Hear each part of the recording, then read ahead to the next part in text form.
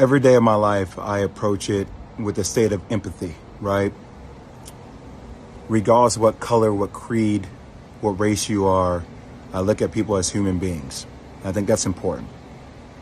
But life is always about taking a stand and holding principles. So I want to explain what I feel like my stance is as a black male in this world, okay? And conversations that I've had with my brothers and sisters in the black community. And I want you guys to empathize with it and hear me on it.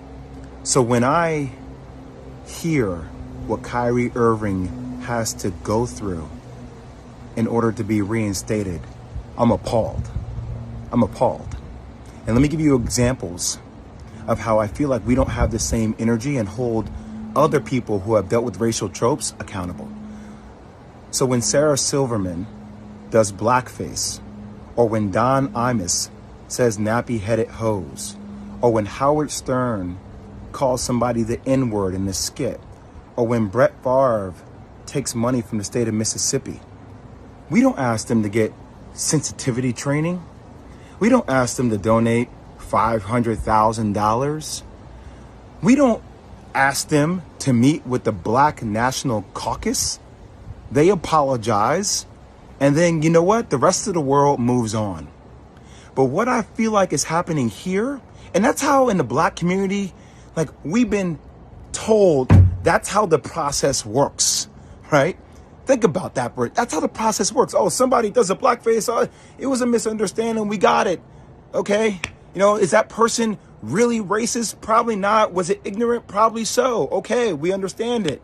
We move forward. We don't like it. We would love to hold them accountable. But society and having a lot of black people in positions of power, we don't have the governability to do that. But what we feel like happens with Kyrie is even after an apology, it's not enough. We feel like there needs to be more. And a lot of people I've spoken to over the last couple of days talk about this thing. Older mentors of mine talk about buck breaking. So we talk about tropes. This is something that we feel like in the black community that happened way back in the day, where if there was a slave that was defiant, right, he got broken in front of everybody in order to show that he was not in a position of power.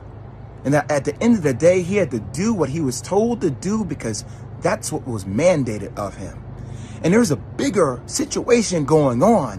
What's happening with Kyrie Irving? If the Nets don't want him to be there, just say you don't want him to be there.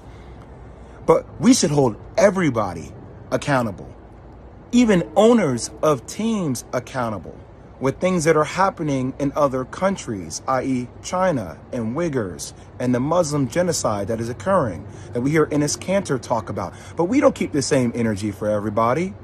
We pick and choose what conversational points we want to make more polarizing. And I might lose my job. I might lose deal opportunities in the future for speaking out about even the platforms that continue to promote and profit a movie that is considered anti-Semitic to billions of people. They don't have to be accountable. Who is accountable? But we're going to put everything on the shoulders of Kyrie Irving, who, even though he said, I cannot be anti-Semitic because if I know where I came from, stating that he's one of the 4 lost tribes. He's saying that blacks and Jews come from the same entity, the same thing. But we don't want to understand nuance. We want to be triggered by words. And we like fire. And we like things that are, going viral on social media. And everybody has some kind of hot take. And we're calling people idiots. And we're calling people names because that's what we do. We just destroy each other.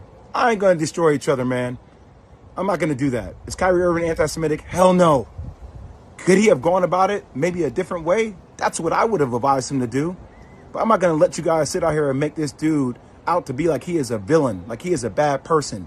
He is looking to explore his heritage. Now, you can crucify me if you want. I don't give a damn anymore. It's time for people to start speaking out with nuance and speaking out on the principles they stand for. That's all I'll say.